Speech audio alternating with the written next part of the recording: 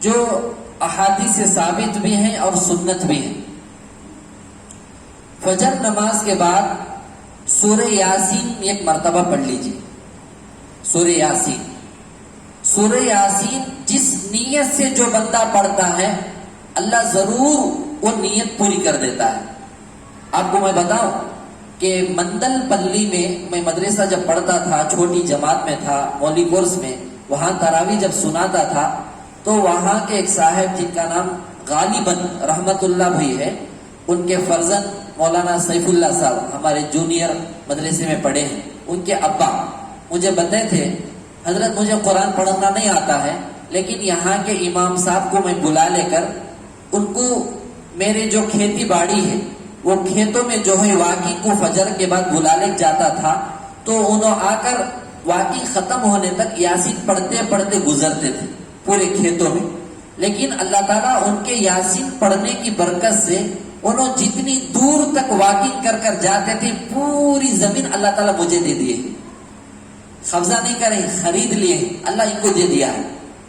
تو انہوں کس نیت سے پڑے تھے نہیں معلوم، لیکن اس کی برکت دیکھیے، کتنے ایکڑ زمین ان کے نام پر اللہ کر دیے ہیں، اتنا بڑا مالک ان کو بنا دیے۔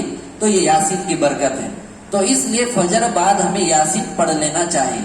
یہاں تک بھی ہے اگر کسی کو بھوک لگتی ہے، کچھ انتظام نہیں ہے، بھوک مٹنے کی نیت سے یاسین پڑھ لیتا ہے تو بھی اس کی بھوک مٹ جاتی ہے۔ اس کا تجربہ ہمیں مدرسے میں الحمدللہ سفروں میں کرے ہیں۔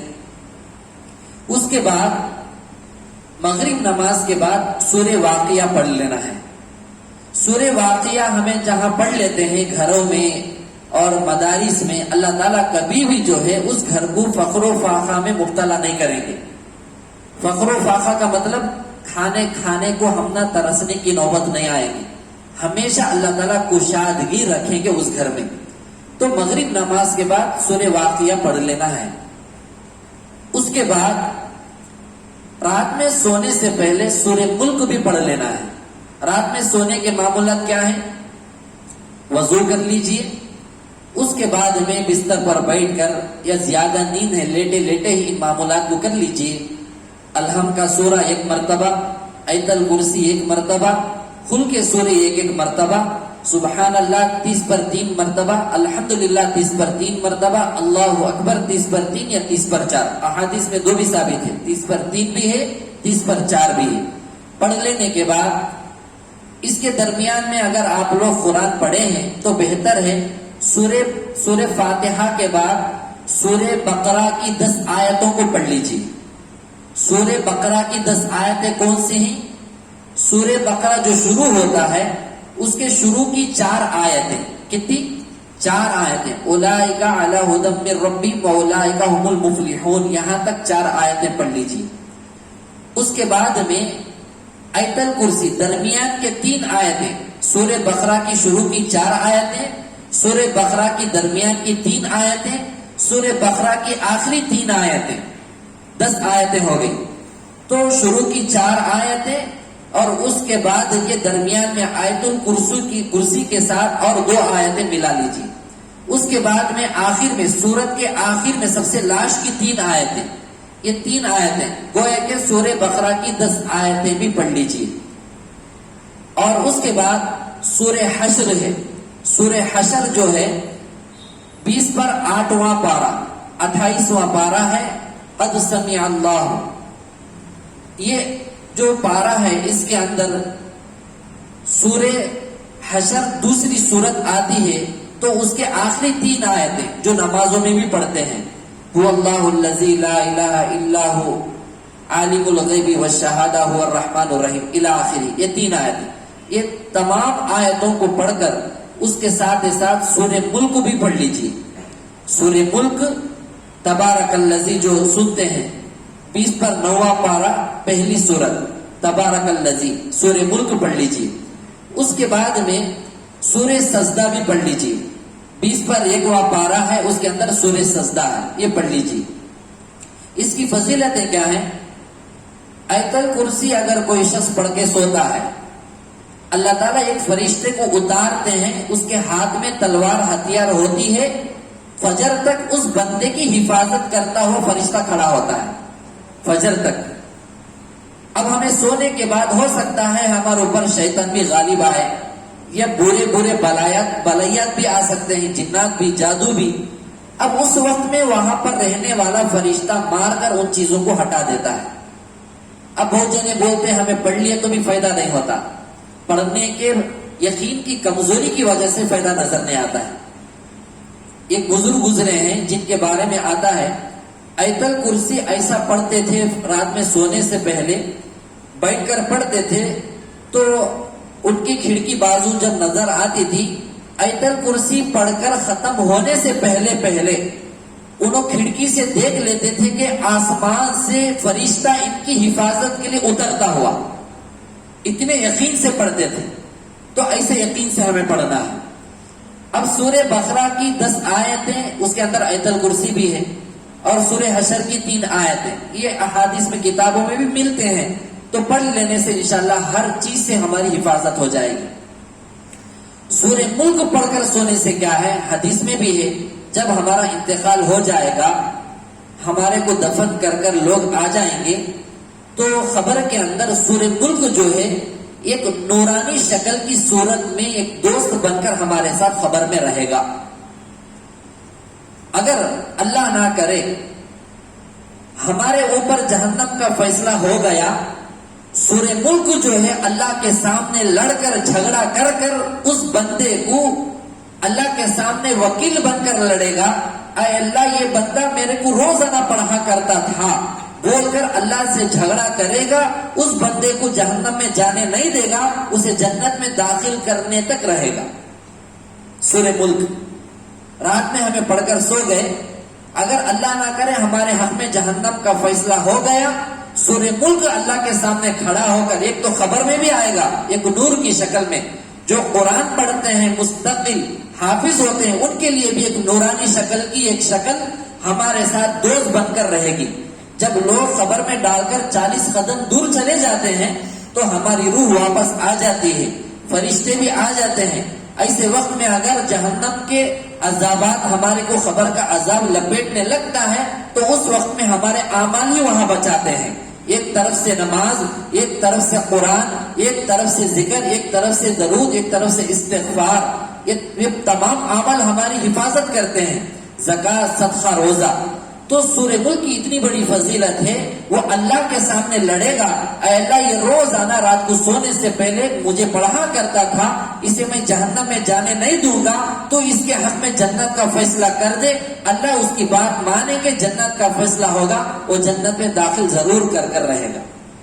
اب اس فضیلت کو سننے کے بعد ہر ایک کے دل میں ضرور یہ تمنا پیدا ہوگی، ہمیں سنے رہیں گا، عمل نہیں کریں گے، یا جو کر رہے ہیں الحمدللہ شکر ادا کر دیں۔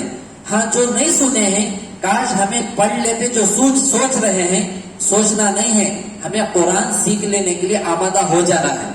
اب سورہ ملک انشاءاللہ کون پڑھ کر سوئیں گے، ہاتھ اٹھائیے۔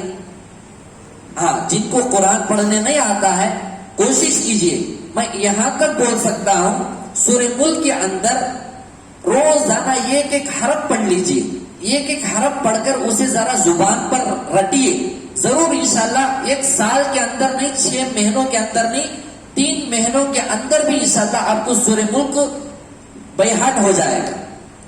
بات سمجھ میں آ گئی؟ ایسی چیزوں کو ہمیں عمل میں لانا ہے۔ تو یہ خانقاہی محنت، دعوت و تبلیغ کی محنت، مدارس کی محنت، تو لوگوں کو اعمال پر کھڑا کرنا ہے، تو یہی عمل کو ہمیں سیکھنا ہے۔ اب دنیا میں ہے کیا تو بھی جن مسلط ہو گیا، شیطان ہو گیا، جادو ہو گیا، جاتے چھڑا لیتے، علاج کر لیتے ہیں۔ خبر کے اندر جہنم کے جو فرشتے آ کر جہنم کے حجدے اور وہاں کے بچھو جب عذاب دینے کے لیے آتے ہیں تو کس کے پاس ہمیں جائیں گے؟ تو وہاں بچانا ہے ہمیں، اپنے آپ کو بچنا ہے، تو یہی اعمال کو ہمیں یہاں کر لینا پڑے گا۔ بات سمجھ میں آ گئی؟ ہاں اس کے بعد ہر جمعے کے دن سورہ کہف پڑھ لینا ہے۔ سورہ کہف، اس کے بارے میں احادیث میں موجود ہے، جو بندہ سورہ کہف پڑھ لیتا ہے جمعے کے دن، انہیں جہاں پڑھے گا وہاں پر ایک نور ایسا ظاہر اللہ تعالیٰ کریں گے، ہمیشہ اللہ اسے حفاظت میں رکھیں گے، امن میں رکھیں گے، ایک نور پیدا ہوگا۔ جو اگلی جمعہ تک اس کی حفاظت ہوتی رہے گی، اور یہ جمعہ سے لے کر اگلے جمعہ تک اگر کوئی بڑا خطرناک حادثہ آ گیا، فساد مچ گیا، ہندو مسلمان کے لڑائی ہو گئے، یا دشمنوں کا ظلم ہو گیا، مسلط ہو گیا، یا کسی ظالم کا ہمارے اوپر حملہ ہونا ہے، یہاں تک کہ بتایا گیا یہ جمعہ کو پڑھے ہیں، آئندہ جمعے کے درمیان میں اللہ حفاظت فرمائے کانا دجال کا ظہور ہو گیا تو بھی اس کا بھی جادو ہمارے اوپر نہیں ہوگا۔ سورہ کہف کی فضیلت ہے، تو اس لیے سورہ کہف کو بھی روزانہ کم از کم ایک ایک حرف بھی یا ایک ایک آیت بھی، ایک ایک لائن بھی ہمیں پڑھتے جائیں گے، انشاءاللہ وہ بھی ہمارے کو یاد ہو جائے گی۔ تو ایسے سورتوں کو قرآن پڑھنے والے جو ہے کیا کرنا ہے، پہلے سب سے پہلے ان سورتوں کو سیکھ لینا چاہیے، سیکھ لے کر پھر قرآن پڑھتے پڑھتے ان سورتوں کو بیہات کرنے کی کوشش کرنا ہے۔ سمجھ میں آ گئی بات ہے؟ یہ تمام اعمال اگر ہمیں کرتے رہیں گے، نو ٹینشن نو پرابلم، کچھ بھی نہیں رہے گا، یہ خوشحال زندگی رہے گی، سکون ملے گا۔ سب سے بڑی چیز سکون ہے۔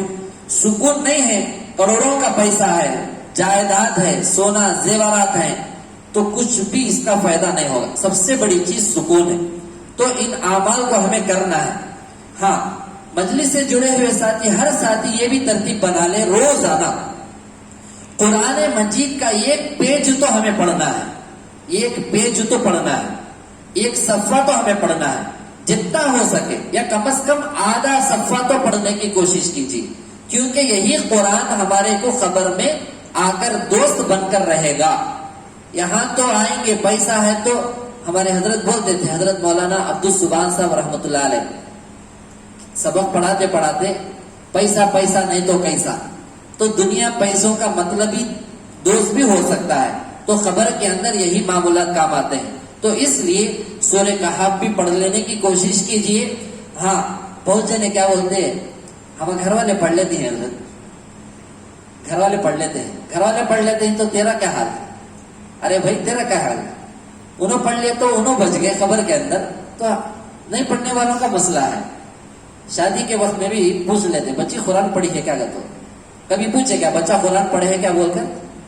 یہ کون بھی پوچھنے نہیں ہے۔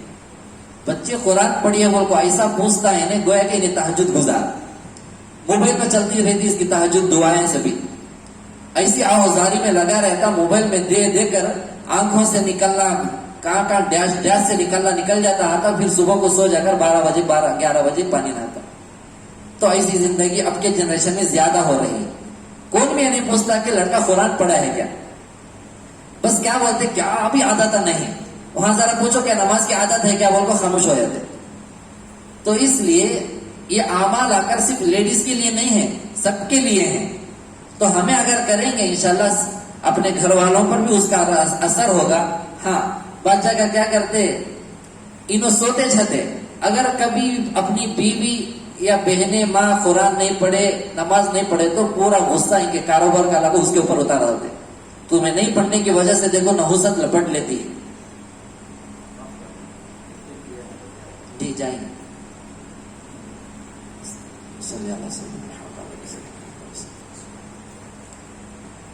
چلے گی بات ان کے ساتھ، بہرحال بات لمبی کرنا نہیں ہے، اور چلے گا پورا ہونا۔ اچھا یہاں تک بند کر دو، معمولات ہو گئے۔